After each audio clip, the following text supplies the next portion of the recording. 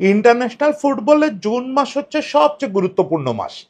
আপনি যদি ফুটবলের ইতিহাসের সবচেয়ে নস্টালজিক মোমেন্টগুলো, সবচেয়ে ঐতিহাসিক মোমেন্টগুলোর দিকে ফিরে তাকান, দেখবেন সেটা কোনো না কোনো বছরে জুন মাসেই পড়ছে। কেন এটা হয়? কারণ হচ্ছে কিছু ব্যতিক্রম বাদ দিলে প্রায় সবসময় বিশ্বকাপ হচ্ছে জুন মাসে। ব্যতিক্রম যেমন লাস্ট বিশ্বকাপটা হচ্ছে নভেম্বর ডিসেম্বরে, ফলে এই বিশ্বকাপটাকে আমরা জুনের হিসাবে রাখতে পারতেছি না। কিন্তু বাকিদের কথা যদি বাদও দেন, মানে সবারই তো জুন নিয়ে দারুণ স্মৃতি আছে। ব্রাজিল বলেন, স্পেন বলেন, সবারই আছে। কিন্তু আর্জেন্টিনার জন্য ব্যাপারটা একটু আলাদা, একটু আলাদা। কারণ তাদের ইতিহাস ডিফাইন করে দেয় এরকম কিছু ঘটনা এই জুনের অল্প কয়েকদিনের মধ্যে, মানে জুনের 21 থেকে 25 তারিখের মধ্যে ঘটে গেছে। এর ভিতরে কয়েকটা বিশ্বকাপের ঘটনা, যে কারণে ওগুলো তো জুনেই হবে। কিন্তু এছাড়াও কিছু ঘটনা আছে যেগুলো তাদের ইতিহাসের ডিফাইনিং মোমেন্ট, ফুটবল ইতিহাসটা বদলায় দিছে, হয় ভেঙে দিছে, নতুবা নতুন করে গড়ে দিছে। যেটাই হোক, সেটা এই কয়েকদিনের মধ্যে ঘটছে। আমরা আজকে সেরকম 4টা মোমেন্ট নিয়ে একটু গল্প করব। আজকে 25 তারিখ, এর আগে 21 তারিখ থেকে যদি এই 25 তারিখ ধরি, এই 5 দিনের মধ্যে 4টা দিনে 4টা ঘটনা আছে, যে 4টা ঘটনা আর্জেন্টিনার ইতিহাস বদলায় দিছে, ফুটবল ইতিহাস বদলায় দিছে। সেই 4টা ঘটনা বলবো, সঙ্গে বোনাস হিসাবে জুন মাসে ঘটা আরো কয়েকটা মজার ঘটনাও বলবো। আসেন একটু আর্জেন্টিনা জুন নিয়ে একটু গল্প করি আজকে। আমরা যদি ক্রোনোলজিক্যালি হিসাব করি, তাহলে তো প্রথম সবচেয়ে বড় জুনের ঘটনা আর্জেন্টিনার ইতিহাসে সেই 1978 সালে এই আজকের দিনটায়, এই 25 জুন আর্জেন্টিনা তাদের প্রথম বিশ্বকাপটা জিতছিল। নিজেদের ঘরের মাটিতে বিশ্বকাপ হলো, এবং ড্যানিয়েল পেসারেলার হাতে, ক্যাপ্টেন ড্যানিয়েল পেসারেলার হাতে প্রথম বিশ্বকাপ ট্রফি উঠলো আর্জেন্টিনার হয়ে। আর্জেন্টিনা 30-এর দশক থেকে 50-এর দশক পর্যন্ত বিশ্ব ফুটবলের সবচেয়ে ফেভারিট দলগুলোর একটা ছিল। কিন্তু এই সময় দুর্ভাগ্যজনকভাবে তারা বেশ কিছু বিশ্বকাপে অংশ নেয় নাই হচ্ছে জেদাজেদি করে, কখনো ইউরোপে যেতে চায় নাই, কখনো তারা বলছে বিশ্বকাপ বড় কোনো টুর্নামেন্ট না, হচ্ছে কোপা বড় টুর্নামেন্ট, মানে বোঝাবুঝির সমস্যা ছিল। কখনো আবার কিছু পলিটিক্যাল ঝামেলায় যায় নাই। আবার অনেক সময় যেটা হয়েছে যে তারা খুব দুর্বল দল, মানে তৃতীয় সারি চতুর্থ সারির দল বিশ্বকাপে পাঠাইছে। এগুলো পিছনে নানা রকম পলিটিক্যাল ব্যাপার ছিল। একবার ডিসিশন হলো যে যারা ইউরোপে খেলে এরকম কাউরে তারা ন্যাশনাল টিমে নিবে না। ফলে প্রথম বিশ্বকাপের রানার আপ হলেও অ্যাকচুয়ালি 70s আগ পর্যন্ত আর্জেন্টিনা বিশ্বকাপে কখনো ফেভারিট হইতে পারে না, যদিও তার বিশ্বের সবচেয়ে প্রতাপশালী দলগুলোর একটা। এদিকে অলিম্পিক জিততেছে, মানে অলিম্পিকটা হচ্ছে তখন কিন্তু ওই 30s 40s 50s এর কথা যদি বলেন, বিশ্বকাপের চেয়ে অলিম্পিকের ওজন বেশি ছিল, কারণ ওখানে সবাই সবচেয়ে শক্তিশালী দলটা পাঠাতো। অলিম্পিক জিততেছে, কোপা ছিল সবচেয়ে প্রেস্টিজিয়াস টুর্নামেন্ট, সেটা জিততেছে। কিন্তু বিশ্বকাপ জিততেছে না, বিশ্বকাপে তারা ফেভারিটও না, কারণ হচ্ছে ওরকম টিম পাঠাচ্ছে না। তাহলে জিতবে কি করে, ফেভারিট হবে কি করে? সেই জিনিসটা শুরু হলো 70s এ তারা ভয়াবহ টিম পাঠানো শুরু করলো। স্টেফানো পরবর্তী যুগের সবচেয়ে ভয়াবহ টিম। স্টেফানো থাকতেও তারা চেষ্টা করছে, কিন্তু ওই যে স্টেফানো নানা কারণে পেরে ওঠেন নাই। স্টেফানো ওই দিন বলছি যে আর্জেন্টিনার হয়ে ট্রফি লেস ছিলেন, না একটা কোপা জিতছিলেন, কিন্তু না আর্জেন্টিনার হয়ে বিশ্বকাপ জিততে পারেন নাই। ফলে আর্জেন্টিনার জন্য আসলে বিশ্বকাপটা একটা হতাশার নামই ছিল। হতাশা, আক্ষেপ, ইস, আহ, এরকম একটা ব্যাপার ছিল। শেষ পর্যন্ত এই ঘরের মাটিতে বিশ্বকাপে আজকের দিনটাতে নেদারল্যান্ডে হারায় 1978 সালে বিশ্বকাপ হাতে নিলেন পেসারেলা, এবং টুর্নামেন্টের সেরা খেলোয়াড় হলেন মারিও কেম্পেস। এগুলো সব ঠিক আছে। কেম্পেস তো সেই যুগের মেসি, সেই যুগের ম্যারাডোনা। পেসারেলা বিরাট ক্যাপ্টেন। কিন্তু এখানে একটা বিরাট কিন্তু থেকে গেল, কিন্তুটা আজও থেকে গেছে। আর্জেন্টিনা এই বিশ্বকাপ নিয়ে যত গর্ব করতে পারে, তার চেয়ে বেশি একটু বিব্রত হইতে হয় এই বিশ্বকাপের বিষয়টা উঠলে। কারণ বিশ্বকাপটা আসলেই খুব বিতর্কিত একটা আসর ছিল। এই 78 বিশ্বকাপের 3-4 বছর আগে আর্জেন্টিনায় সামরিক শাসন আসে, এবং যিনি সামরিক শাসক সম্ভবত ভিদাল বা এরকম কিছু নাম, উনি এই বিশ্বকাপটাকে নেন হচ্ছে প্রেস্টিজ ইস্যু হিসাবে। আর পুরো আর্জেন্টিনা, আপনারা জানেন, পুরো লাতিন আমেরিকা হচ্ছে বামপন্থীদের একেবারে তীর্থভূমি। ওখানে প্রত্যেকটা দেশে প্রায় সবসময় বামপন্থী সরকার ক্ষমতায় থাকে। সেটা ব্রাজিল বলেন, উরুগুয়ে বলেন, আর্জেন্টিনা বলেন, বলিভিয়া বলেন, আর কিউবা তো আছেই। এই বামপন্থীদের প্রবল প্রতাপ ওখানে। কিন্তু মাঝে মাঝে সামরিক শাসনও আসে, স্বৈর শাসনও আসে। এই লাতিন দেশগুলোর এটা একটা ব্যাপার। সেইটা আসলো আর্জেন্টিনায়। আসার পরে যেটা হলো, পুরো দেশ জুড়ে তো বিক্ষোভ চলতেছে, বিক্ষোভ, দমন, পীড়ন, হত্যা, এইসব চলতেছে। এর মধ্যে এই সামরিক শাসক ভদ্রলোক এই বিশ্বকাপটাকে একটা অপরচুনিটি হিসাবে নিলেন, যে ঘরের মাটিতে বিশ্বকাপ, আমার টিমটা মোটামুটি ভালো, বিশ্বকাপে ফেভারিটদের তালিকার নাম আছে, যদি বিশ্বকাপটা জিতে যায় তাহলে তো আলোচনাটা একটু থেমে যাবে, মানে তখন তো আর ধর্মঘটকারীরা বিক্ষোভকারীরা হয়তো পাত্তা পাবে না। ফলে বলা হয় যে উনি বিশ্বকাপ জেতানোর জন্য টেবিলের তলে এবং ব্যাকগ্রাউন্ডে নানা কর্মকাণ্ড করছেন। তাই না, এগুলোর পেছনে কোনো প্রমাণ নাই, এগুলোর পক্ষে কোনো প্রমাণ নাই। এ নিয়ে বহু কাজ হয়েছে, বহু রিসার্চ হয়েছে, বিভিন্ন বড় বড় গবেষকরা, সামাজিক গবেষক, ফুটবল গবেষকরা চেষ্টা করছেন যে যদি সত্যি কোনো ক্লু পাওয়া যায়। যায় নাই, যায় নাই, কিন্তু একটা ফ্লেভার রয়েছে। যেমন নেদারল্যান্ডের হয়ে ক্রুয়েফ খেলতে গেলেন না টুর্নামেন্টটা। ক্রুয়েফ কেন খেলতে গেলেন না? ক্রুয়েফ বললেন তার পারিবারিক সমস্যার কারণে উনি খেলতে গেলেন না। কিন্তু গুজব রটে গেল যে ক্রুয়েফের ফ্যামিলিরা অপহরণ করার হুমকি দিছে এই স্বৈরশাসক, এই সামরিক শাসক, যে কারণে ক্রুয়েফ যায় নাই। যদিও ক্রুয়েফ ছাড়াও নেদারল্যান্ড ফাইনালে চলে গেল, এবং আর্জেন্টিনার ওই নেদারল্যান্ডের সঙ্গী হওয়ার জন্য, ফাইনালে ওঠার জন্য যে ম্যাচটা খেলতে হলো ওইটা হলো সবচেয়ে বিতর্কিত। সেটা হচ্ছে পেরুর বিপক্ষে একটা ম্যাচ। ওই একই দিনে ব্রাজিল ফাইনালে ওঠা একরকম কনফার্ম করে ফেলছে। এখন আর্জেন্টিনাকে যদি ফাইনালেই উঠতে হয় তাহলে বিকালে পেরুর বিপক্ষে কমপক্ষে 4-0 গোলে জিততে হবে। 4-0 গোলে যে কোনো দলের বিপক্ষে, ধরেন আর্জেন্টিনার ওই চ্যালেঞ্জটা বাংলাদেশের বিপক্ষে পড়লো, তাও কিন্তু এটা প্রায় অসম্ভব কাজ। কারণ বলে কয়ে 4-0 গোলে জেতা এটা কঠিন না, যে ওরা 1 গোল দিলেই ব্যবধানটা হয়ে যাবে 5-1, ওরা 2 গোল দিলেই ব্যবধানটা হয়ে যাবে 6-2, মানে একটা বিকট ব্যবধান, আপনাকে 4 গোলের ব্যবধান রাখতে হবে।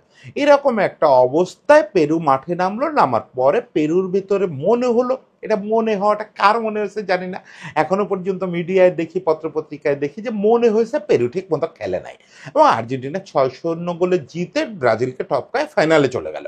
এখন এখানে মারাত্মক কতগুলো গসিপ আছে। প্রথম গসিপ হচ্ছে ওই যে স্বৈরশাসক ভদ্রলোক, উনি নাকি পেরু ড্রেসিং রুমে গেছিলেন, ওনার সঙ্গে হেনরি কিসিঞ্জার ছিলেন, তখনকার বোধহয় না পরের যুক্তরাষ্ট্রের পররাষ্ট্রমন্ত্রী উনি ছিলেন। ওনারা গিয়ে 2 ড্রেসিং রুমে গেছেন, ওনারা গিয়ে ওনারা খেলোয়াড়দের সঙ্গে হাত মিলাইছেন। ওখানে ওই স্বৈরশাসক ভদ্রলোক, যিনি প্রেসিডেন্ট, আর্জেন্টিনার স্বঘোষিত প্রেসিডেন্ট, উনি বলছিলেন যে পেরু তো আমাদের বন্ধু রাষ্ট্র, পেরুর খেলোয়াড়রাও আমাদের বন্ধু, আপনারা আমাদের বন্ধু থাকেন, আমরাও আপনাদের বন্ধু থাকবো। এই কথাটাকে আপনি চাইলে খুব নির্দোষ কথা হিসাবেও নিতে পারেন। একজন প্রেসিডেন্ট, সে ড্রেসিং রুমে গেছে, সে কি গিয়ে ফুটবল নিয়ে আলাপ করবে নাকি?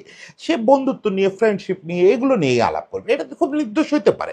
কিন্তু কথাটা ছড়ানো হলো যে সেই কথাটা দিয়ে আসলে হুমকি দিছে, আপনারা আমাদের বন্ধু থাকেন, না হলে কিন্তু খবর আছে, এই টাইপের একটা ফ্লেভার দেওয়ার চেষ্টা করছে। এরপর প্রেসিডেন্ট পেরুর সমস্ত খেলোয়াড়ের সঙ্গে একে একে হাত মিলাইছে, এবং আর্জেন্টাইনদের বা লাতিনদের হাত মিলানোর সঙ্গে কোলাকুলি করা, জড়ায় ধরা, এটা একটা রেগুলার প্র্যাকটিস। উনি সবাই জড়ায় ধরছেন। গুজব রটলো, পরে গুজব রটলো যে আর্জেন্টিনার প্রেসিডেন্ট পেরুর প্রত্যেক খেলোয়াড়রা কানে কানে মৃত্যুর হুমকি দিছে, যে ম্যাচ ছাড়ে না দিলে তাহলে তোর পরিবারের খবর আছে। এখন পেরুর ওই খেলোয়াড়রা এখনো পর্যন্ত ম্যাক্সিমাম বেঁচে আছে। আজ পর্যন্ত কোনো খেলোয়াড় এটা নিয়ে কখনো মুখ খুললো না। যদি তাদের সত্যিই ওই হুমকি দেওয়া হয় তাহলে তো এটা মুখ খোলার কথা। একজনের সাহসী লোক এই পৃথিবীতে নাই। ওই আর্জেন্টিনা দলেরও অনেকে বেঁচে আছে, কাউরে কোনোদিন এইটা নিয়ে শব্দ করতে শুনি না। এটা মিডিয়াতে আস্ফালন, এবং ফ্রাঙ্কলি স্পিকিং এটা মূলত ব্রাজিলিয়ান মিডিয়ারই আস্ফালন। এর বাইরে ইংলিশ মিডিয়া আছে, কারণ ইংল্যান্ডের সঙ্গে আর্জেন্টিনার সম্পর্ক ব্রাজিলের চেয়েও খারাপ। ফলে ইংলিশ মিডিয়াও এ নিয়ে প্রচুর হইচই আছে। দেখেন ওই ড্রেসিং রুমে ওই খেলোয়াড়রা বাদেও অনেক ভিআইপি গেস্ট ছিলেন, যেমন বললাম যে কিসিঞ্জার পর্যন্ত ওইখানে ছিলেন, হেনরি কিসিঞ্জার। ফলে এইরকম যদি কিছু হয়, ধরে নিলাম কিসিঞ্জার লাতিন ভাষা বোঝেন নাই, স্প্যানিশ বোঝেন নাই, আর কেউ কি ছিল না, পেরুর খেলোয়াড়রাও ছিল না, কেউ একবার এই জিনিসটা ফাঁস করবে না। পুরো ব্যাপারটা আমার কাছে মনে হয়, হ্যাঁ, পেরু মানসিকভাবে দুর্বল হয়ে যেতে পারে, যে যদি কিছু হয়, বিশেষত তাদেরকে তখন না আর্জেন্টিনার ত্রাণের উপরে, ওদের ওখানে কি একটা দুর্যোগ চলতেছে, পেরুকে আর্জেন্টিনার ত্রাণের উপরে খুব নির্ভর করতে হতো সেই সময়টায়। ফলে তারা মানসিকভাবে দুর্বল হতে পারে, মানসিকভাবে যেহেতু স্বার্থ নাই নিজেদের, আর্জেন্টিনার বিপক্ষে একটু দুর্বল খেলতে পারে, এটা আমি অস্বীকার করি না। এই ঘটনা ফুটবল বিশ্বকাপে বহুবার ঘটছে, যে ম্যাচ আর তার তথ্য নাই, কিন্তু কাউন্টার পার্ট উঠে গেলে ফাইনালে চলে যাবে বড় ব্যবধানে জিতলে। অনেক সময়, বিশেষ করে এই আধুনিক নিয়মকানুন আসার আগে অনেক সময় এই ধরনের ম্যাচে প্রতিপক্ষ ঢিল দিয়ে দিছে। সেটাকে আমি বৈধ বলতেছি না, মোটেও বৈধ বলতেছি না। কিন্তু ঘটনা হচ্ছে যেভাবে গুজবগুলো রটনা করা হয়, এতটা বিতর্কিত কিছু ঘটে নাই এটা মোটামুটি নিশ্চিত। মানে এটা অনেক খোঁজাখুঁজি করেও এর পক্ষে কিছু পাওয়া যায় না।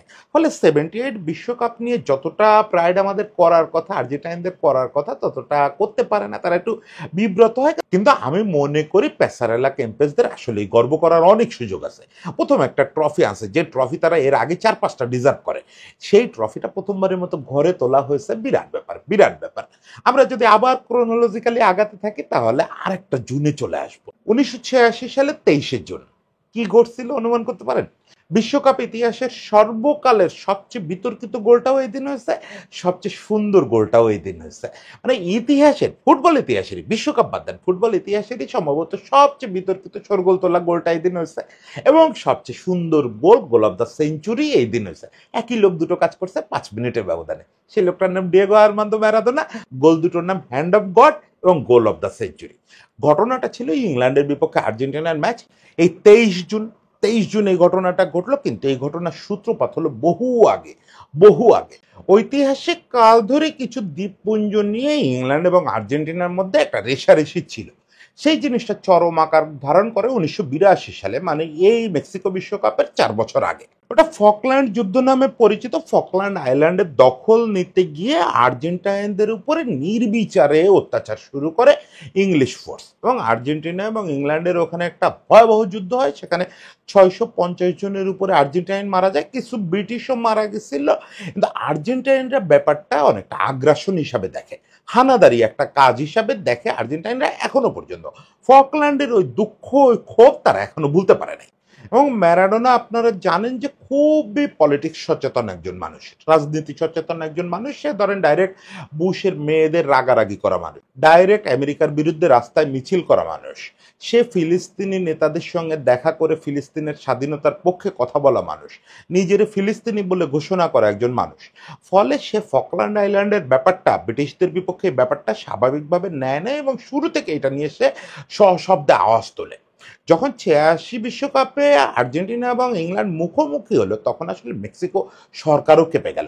মেক্সিকো সিটিতে বাড়তি নিরাপত্তা দিতে হলো, কারণ আগের দিন সকাল থেকে মেক্সিকোতে আর্জেন্টিনা এবং ইংলিশ ফ্যানরা রীতিমতো দাঙ্গা শুরু করে দিল। এটা সত্যি যে পৃথিবীর সবচেয়ে বাজে দুই সমর্থক গোষ্ঠীর মধ্যে আর্জেন্টিনা এবং ইংল্যান্ড পড়ে। আর্জেন্টিনা এবং ইংল্যান্ডের যেরকম খুব সোবার দর্শক গোষ্ঠী আছে, আবার এই দুই দেশেরই প্রচন্ড দাঙ্গাবাজ সমর্থক গোষ্ঠী আছে। ব্রাজিলেরও আছে, সৌভাগ্যক্রমে ব্রাজিলেরও আছে। এরা হচ্ছে পৃথিবীর বেশিরভাগ জায়গায় এরা নিষিদ্ধ থাকে। এই বার্মি ইংল্যান্ডের, আর্জেন্টিনার ওদের কি নাম আমি ঠিক জানি না। খুব ভয়ঙ্কর, এরা খুব ভয়ঙ্কর। হাতে অস্ত্র না থাকলেও এরা মানুষ মেরে ফেলতে পারে, এরকম একটা অবস্থা। স্বভাবতই আগের দিন সকাল থেকে আর্জেন্টিনা ইংল্যান্ডের সমর্থকরা স্টেডিয়ামের বাইরে, হোটেলগুলোর বাইরে দাঙ্গা শুরু করে দিল। এবং একটা মজার ব্যাপার ঘটলো, ওখানে ইংলিশটা একটা গ্রুপ হয়ে জড়ো হয়েছিল। সেখানে হঠাৎ করে হামলা করে আর্জেন্টাইন সমর্থকরা ইংলিশদের ফ্ল্যাগ নিয়ে নিল। ওখানে যতগুলো ফ্ল্যাগ ছিল সব নিয়ে নিল। কাজটা মোটেও ভালো হয় না। আমি প্রত্যেকটা জিনিস বলতেছি মানে প্রত্যেকটা জিনিসই সমর্থন করতেছি তা কিন্তু না। এবং এই ফ্ল্যাগগুলোর একটা মজার পরিণতি ছিল, এই ফ্ল্যাগগুলো এরা দেশে নিয়ে গেছিল। পরে টের পাওয়া গেছিল এরা আসলে একাধারে তো আর্জেন্টিনার সমর্থক, এরা হচ্ছে বোকা সাপোর্টার্স গোষ্ঠী। এই গোষ্ঠী পরে দীর্ঘকাল, এখনো পর্যন্ত মনে হয়, বোকার বিভিন্ন ম্যাচে ওই ব্রিটিশ ফ্ল্যাগগুলো দিয়ে বানানো বিভিন্ন ব্যানার ঝুলায়। মানে এরা এটারে ওই যে ফকল্যান্ড আইল্যান্ডের প্রতিশোধ হিসাবে ওই পতাকাগুলারে দেখে। প্রতিশোধটা কিভাবে হলো? প্রতিশোধটা হলো মাঠে।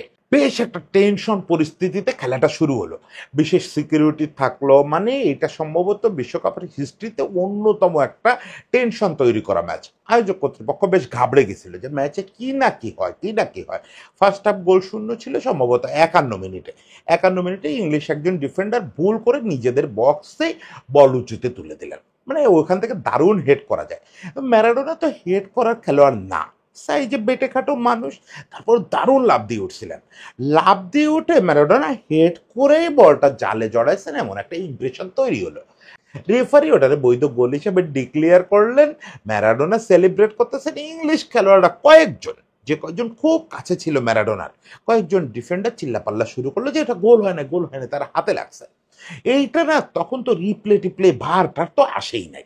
তাহলে পরিষ্কার কিভাবে বোঝা যাবে? ম্যাচ শেষ হওয়ার আগে রিপ্লেতে দেখা গেল অ্যাকচুয়ালি ম্যারাডোনা যে হেডটা করছেন, বলটা মাথার উচ্চতায় ছিল না, মাথার চেয়ে একটু উপরে ছিল। তাহলে কি দিয়ে ঢুকছে? সেটা হচ্ছে হাত দিয়ে। হাত দিয়ে মাথা এবং হাত একই সঙ্গে চালাইছেন, হাত দিয়েই বলটা জালে ঢুকায় দিছে। ম্যাচ শেষেই ম্যারাডোনাকে জিজ্ঞেস করা হলো যে আপনার ম্যাচ নিয়ে প্রতিক্রিয়া কি? তা সে বলল যে আমার মনে হয় ফকল্যান্ড আইল্যান্ডের যে যুদ্ধটা, ওই যুদ্ধের প্রতিশোধ তো বিনা অস্ত্রে নেওয়া সম্ভব না, যতদূর সম্ভব অপমানটা ফিরায় দিতে চেষ্টা করছে। এরপর বলল যে 51 মিনিটের ওই গোলটা কি ছিল? বলল খানিকটা ম্যারাডোনার মাথা এবং খানিকটা ঈশ্বরের হাত। সেই থেকেই হ্যান্ড অফ গড শব্দটা আসলো। এখন শুধু এই একটা গোলে যদি ম্যাচটা শেষ হতো, তাহলেও এই দিনটা ইতিহাসে থাকতো, এটা পৃথিবীর ইতিহাসে সবচেয়ে কলঙ্কিত দিন হিসাবে বা বিতর্কিত দিন হিসাবে থেকে যেত। আর ম্যারাডোনা সেটা হতে দেবে কেন? ম্যারাডোনার মজাটাই তো এটা যে আপনি কোনো একটা জিনিস নিয়ে ম্যারাডোনার শুধু একটা গালি দিয়ে সরে যেতে পারবেন না, একই সঙ্গে পরপর সে এমন একটা কিছু করবে যাতে আপনার ম্যারাডোনার পায়ে মাথাটাও ছোঁয়াইতে হবে। সেই কাজটা করলো 5 মিনিট পরে। নিজেদের বক্সের কাছে বল রিসিভ করলো, তারপরে রাইট সাইড থেকে একটা দৌড় শুরু করলো। যে কোনো স্প্রিন্টারের চেয়ে জোরে একটা দৌড় দিল। কত সেকেন্ডে কতটুক জায়গা কাভার করছিল এটা পরিসংখ্যানটা পাওয়া যায় স্প্রিন্টারদের গতিতেই। যদি সাইডে থাকা ডিফেন্ডার হিসাব করেন তাহলে 7 জনকে সে পেছনে ফেললো, আর ড্রিবল পাস করলো 5 জনকে। 5 জন ডিফেন্ডারকে ড্রিবল পাস করে আকায় বাকায় ঢুকে গেল। যেখানে রাইট সাইড থেকে শুরু করছিল সেখানে সে ঢুকলো এসে সেন্টার বক্সে, অনেকটা বাস বক্সের লেফট সাইড, এবং সেখান থেকে ম্যাজিক্যাল এক গোল। এটা গোল অফ দ্য সেঞ্চুরি নির্বাচিত হয়েছে।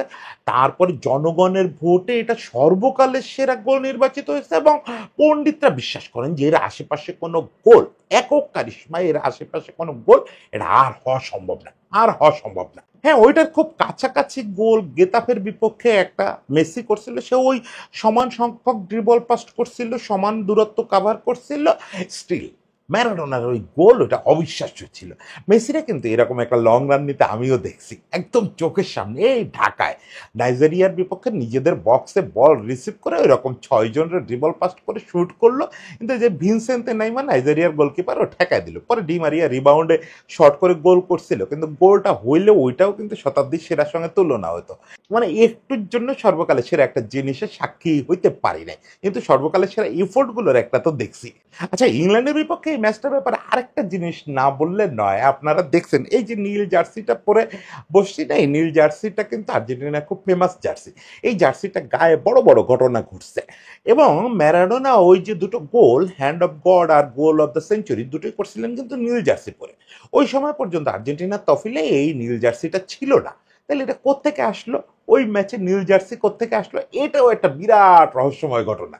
ওই ম্যাচের আগে, ইংল্যান্ড ম্যাচের 4 দিন আগে হঠাৎ করে কোচ খেয়াল করলেন যে খেলোয়াড়রা না প্র্যাকটিসে খুব ঘামতেছে।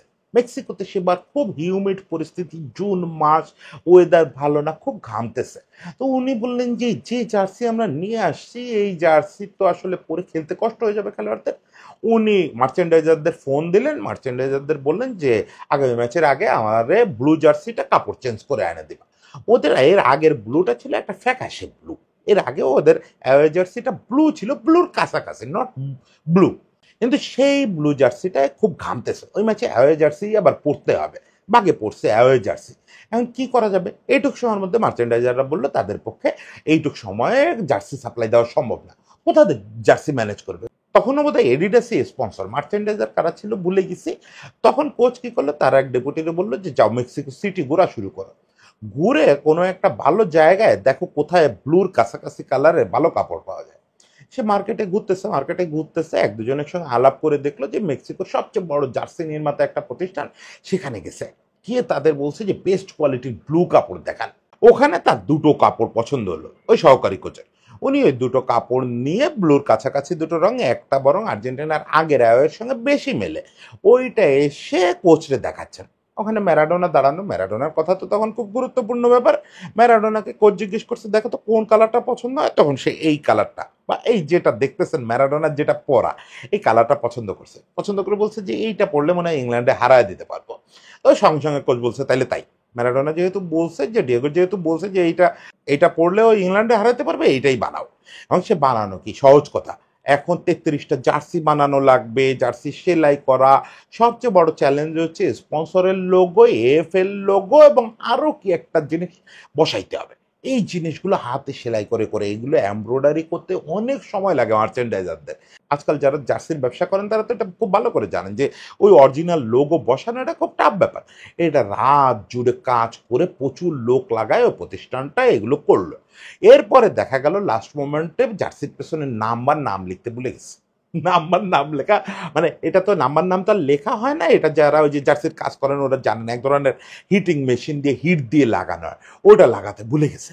ম্যাচের ঘন্টা খানেক আগে বসে সবগুলো জার্সিতে নাম্বার লাগানো হয়েছিল। সেই ঐতিহাসিক জার্সি পরেই ইতিহাস করলেন শেষ পর্যন্ত ম্যারাডোনা। যাই হোক, আর্জেন্টাইন জুনের আরেক অধ্যায় বললাম যে মাত্র 5 মিনিটের ভিতরে সর্বকালের সবচেয়ে বিতর্কিত এবং সবচেয়ে সুন্দর সবচেয়ে সেরা গোলটা করে ফেললো ম্যারাডোনা। তাহলে বোঝা গেল যে জুনে আমাদের আরেকটা জিনিস ঘটে। এবার আরেকটা বছর আগায় আসেন, 86 সালের কথা বলতেছি, পরের বছরে আসেন।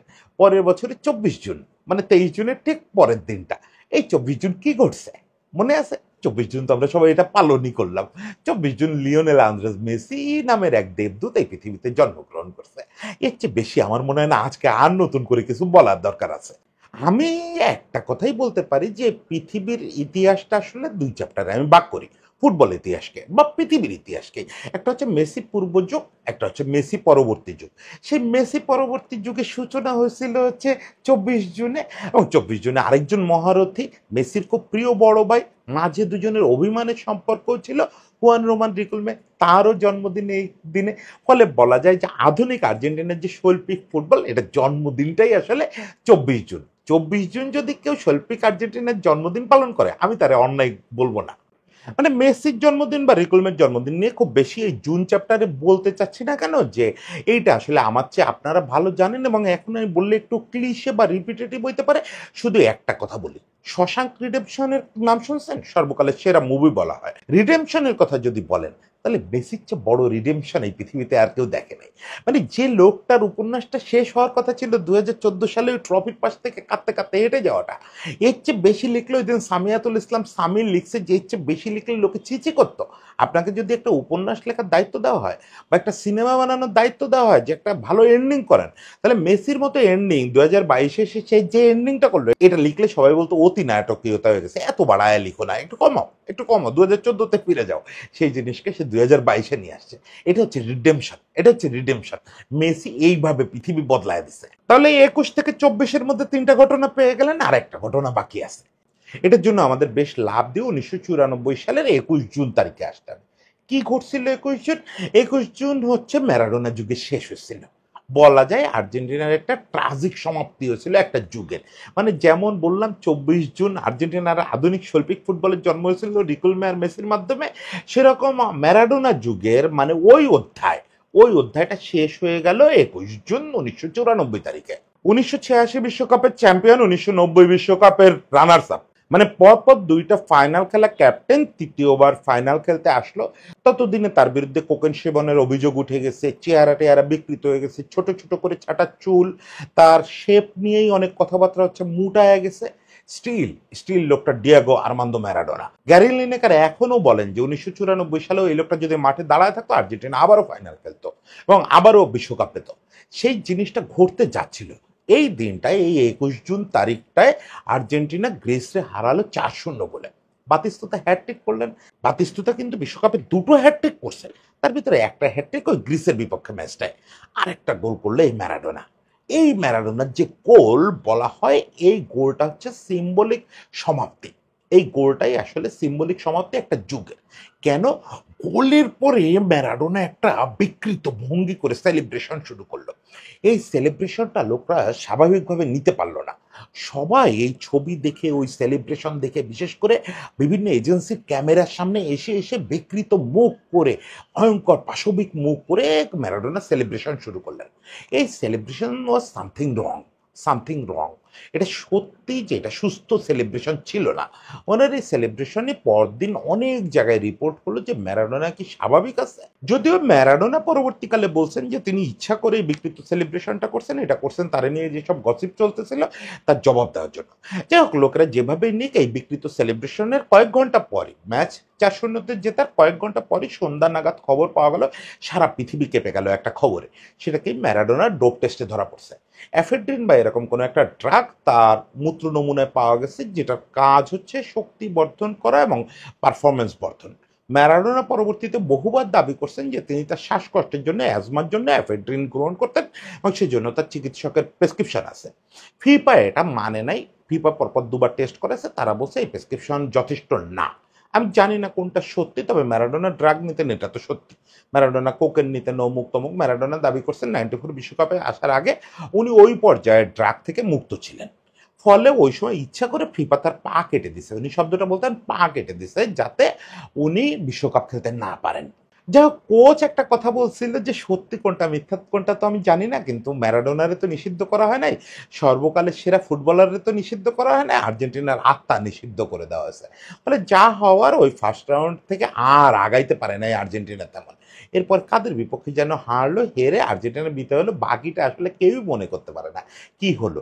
ওইটা ম্যারাডোনার শেষ গোল, ওটা ম্যারাডোনার শেষ আন্তর্জাতিক ম্যাচ, ওটা ম্যারাডোনার শেষবারের মতো বিশ্বকাপে উপস্থিতি। ফলে ওই দিনটা আর্জেন্টিনা কোনোদিন ভুলতে পারবে না। এই জুনের 4টা চ্যাপ্টারের কথা বললাম। এই জুন মাসের 30 তারিখে ম্যারাডোনা শেষ পর্যন্ত আজীবনের নিষেধাজ্ঞা পাইছিলেন। জুন মাসের গল্পটা আনুষ্ঠানিকভাবে আমার এখানে শেষ। মানে যে 4টা ঘটনারে আমি সবচেয়ে বড় মনে করতেছি আর্জেন্টিনার ইতিহাস ডিফাইন করা। খুব ভালো হতো যদি মেসির বিশ্বকাপটা ওই জুন মাসে জেতা হতো, কিন্তু এটা তো ফিফার একটা ফাতরামোর কারণে হলো আছে ডিসেম্বরে। ফলে এই জিনিসটা আমরা জুন ক্যালেন্ডারে ঢুকাইতে পারলাম না। স্টিল আরেকটা জিনিস বাকি থেকে গেল। এটাকে আমি ডিফাইনিং বলি না, এটাকে বলি সাংস্কৃতিকভাবে ফুটবল সংস্কৃতির দিক থেকে আর্জেন্টিনার একটা নতুন যুগের শুরু। এবং আমার দেখা পৃথিবীর ইতিহাসে সবচেয়ে বিনোদনমূলক ফুটবল ম্যাচ, সেটা হচ্ছে মেসির বিশ্বকাপ অভিষেক ম্যাচ। সার্বিয়া মন্টিনিগ্রোর বিপক্ষে 2006 সালের বিশ্বকাপ ম্যাচে এই জুন মাসেই মেসির অভিষেক হয়। এই ম্যাচটাকে মেসির অভিষেকের জন্য তো আমরা মনে রাখবোই। এই ম্যাচে গোল করছে, অ্যাসিস্ট করছে, বদলি হিসাবে নেমে 88 মিনিট বা 80 মিনিটে একটা গোল করছিল, দুর্দান্ত খেলছে। কিন্তু এই ম্যাচটাকে আমি বলি আমার দিব্য চোখে দেখা, মানে আমার জ্ঞান হওয়ার পরে যত ফুটবল ম্যাচ দেখছি, আমি তো 1990 সাল থেকে মোটামুটি জ্ঞানতই ফুটবল দেখি। এই জ্ঞান হওয়ার পরে যত ফুটবল ম্যাচ দেখছি তার মধ্যে এর চেয়ে সুন্দর ফুটবল আমি আর দেখি নাই। একবার from first minute to 90 minute সুন্দর ফুটবলের সর্বোচ্চ সংজ্ঞা কি হইতে পারে সেটা এই ম্যাচটা হয়েছিল। এটা শুধু আমার কথা না, বিবিসিও ওই ম্যাচের রিপোর্টে লিখছিল যে এটা সম্ভবত ফুটবল ইতিহাসের সবচেয়ে বিউটিফুল অ্যাটাকিং ফুটবল। এই ম্যাচের প্রতিটা ঘটনা, আর্জেন্টিনার যতগুলো ঘটনা ঘটছে, সার্বিয়ার ওরা তো বল খুব একটা ছুঁতে পারে নাই, অ্যাকচুয়ালি যা করার আর্জেন্টিনাই করছে। আর্জেন্টিনার বল পজিশন বোধহয় 80-র কাছাকাছি ছিল, মানে যেটুকু ছাড়ছে সেটুকু ওরা পাইছে। আর্জেন্টিনা নিজেদের ভিতরে যে ফুটবলটা খেলছে, মানে পদ্ম ফুলের মতো তারা আক্রমণ করছে, ওই শতদল মেলে মেলে আক্রমণ করছে, এবং সেটা বিউটিফুল শুধু না, ছন্দ এবং আনন্দ, এই দুটো জিনিস যে কি বিস্ময়কর ছিল এটা আজকের দিনে আপনি কল্পনা করতে পারবেন না। একেবারে পেছন থেকে সরিন তখন ক্যাপ্টেন, সরিন থেকে আক্রমণ শুরু হয়ে, সরিন জানের দিকে ছিল আমার ঠিক মনে নাই, ওই পেছন থেকে আক্রমণটা শুরু হয়ে তারপরে মাঝ মাঠে রিকুলমে, ওপরে ক্যাম্বিয়াসো, ক্রেসপো, ম্যাক্সি রদ্রিগেজ, বদলি হিসাবে মেসি, তেভেজ, এরা মিলে যে বিউটিটা করে, একবার ঢেউয়ের মতো আক্রমণ করে। আক্রমণে আড়াআড়ি এই টিকি টাকা টিকি টাকা টিকি টাকা শব্দটা শুনে মনে পড়তেছে না স্পেনের কথা? পরবর্তীকালে বহুবার লেখা হয়েছে, বহুবার বিশেষজ্ঞরা লিখছেন যে স্পেনে টিকি টাকা চালুর বহু আগে আর্জেন্টিনা টিকি টাকা করে ফেলছে। কারণ কি, ওই ম্যাচে কিন্তু বিশ্ব রেকর্ড করা 25 পাসের ওই সেই গোল, যে গোলটা আলটিমেটলি ক্যাম্বিয়াসও জালে জড়েছিলেন, কিন্তু 9 জন আর্জেন্টাইন নিজেদের বক্স থেকে শুরু করে 25টা পাস করে বক্সে গেছে। শেষ পর্যন্ত হার্নান ক্রেসপোর একটা ব্যাকহিল পাস, ওই ব্যাকহিল পাসে ক্যাম্বিয়াসও একটু পাঁচ হয়ে গোল করে ফেললো। এটা সম্মোহনী একটা ব্যাপার ছিল, সম্মোহনী একটা ব্যাপার ছিল। মানে সার্বিয়ার খেলোয়াড়রা অবাক হয়ে দেখতেছে যে কি হচ্ছে, আর্জেন্টিনার খেলোয়াড়রা পরস্পরের বিপক্ষে পিছাচ্ছে না বল, জাস্ট এরকম করতেছে, এরকম করতেছে, এরকম করতেছে, একটা পাস মিস হচ্ছে না, একটা পাসে কোনো ফাম্বল হচ্ছে না, প্রত্যেকটা পাস মনে হচ্ছে আপনি কম্পিউটারে গেম খেলা দেখতেছেন। পুরো ম্যাচটাই তাই ছিল, শুধু 25 পাসের গোল না, পুরো ম্যাচটাই তাই ছিল। তেবের যে গোলটা করলো, ইট ওয়াজ বিউটিফুল, মানে একা একা সলো একটা রান করে নাচতে নাচতে গিয়ে মনে হয় গোল করলো। মেসি একটা কি সুন্দর গোল করলো তেভেজের পাস থেকে, প্রত্যেকে ম্যাক্সি রদ্রিগেজ 2টা গোল করলো, সবগুলো বিউটিফুল বিউটিফুল বিউটিফুল বিউটি, ফুটবলের বিউটি এর চেয়ে বেশি আমি আর দেখি নাই। ফলে এই দিনটাকে শুধু আর্জেন্টিনার জন্য না, এই জুন মাসের এই ম্যাচটা, ওই মেসির বিশ্বকাপ অভিষেকের এই ম্যাচটাকে আমি আলাদা করে বাঁধায় রাখবো, কারণ এটা আমার মতে এবং বিবিসির মতে, আমার মতে এবং বিবিসির মতে এটা ফুটবল ইতিহাসের সবচেয়ে সুন্দর দিনগুলোর একটা, যে দিনটা পৃথিবীর সবচেয়ে সুন্দর অ্যাটাকিং ফুটবল খেলছিল আর্জেন্টিনা। এই সুন্দর স্মৃতি নিয়ে আমরা শেষ করি, যদিও আর্জেন্টিনার ছোট ছোট দুঃখের স্মৃতিও জুনে আছে, সেসব দুঃখের স্মৃতি ভুলে যাই, ওই ফ্রান্সের বিপক্ষে হার অমুক তমুক, মানে বিশ্বকাপে যা কিছু দুঃখের তাও তো এই জুনেই ঘটছে, আনন্দের গুলোই মনে রাখি, ইতিহাস বদলায় দেওয়ার সময়টাই মনে রাখি যে এটা আর্জেন্টাইন জুন। এই আর্জেন্টাইন জুন আরো ফিরে ফিরে আসুক। সবাইকে শুভেচ্ছা, সবাই ভালো থাকবেন।